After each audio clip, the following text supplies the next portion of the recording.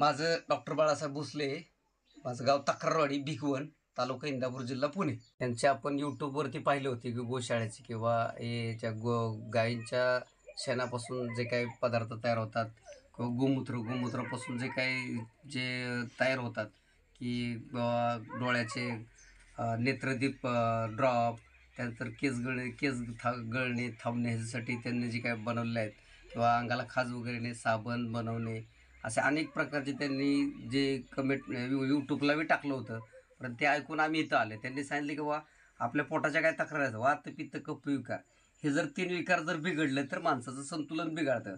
त्याच्यासाठी पोटाचे जे काही विकार आहेत त्यासाठी त्यांनी अतिशय चांगल्या पद्धतीने एक लिक्विड गोमूत्रापासून तयार केलेलं आहे.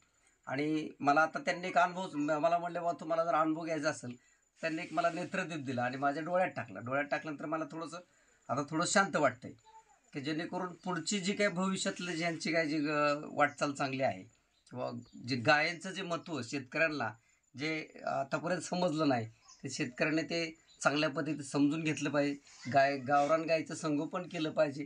त्याच्यापासून जे दुधापासून जे काही तूप काढलं जातं, जे तूप त्यांनी जे काढलेलं आहे, ते तुपाचे जे काही प्रकार आहेत किंवा जे काय नाकाचे जे विकार असतात, हाडं नाकातील हरवलं, मायग्रेनसारखे आजार, तर हे तूप जर नाकात टाकलं तर ते वारंवार डोकेदुखी, पित्त होणारं हे त्यांनी थांबलं जातं.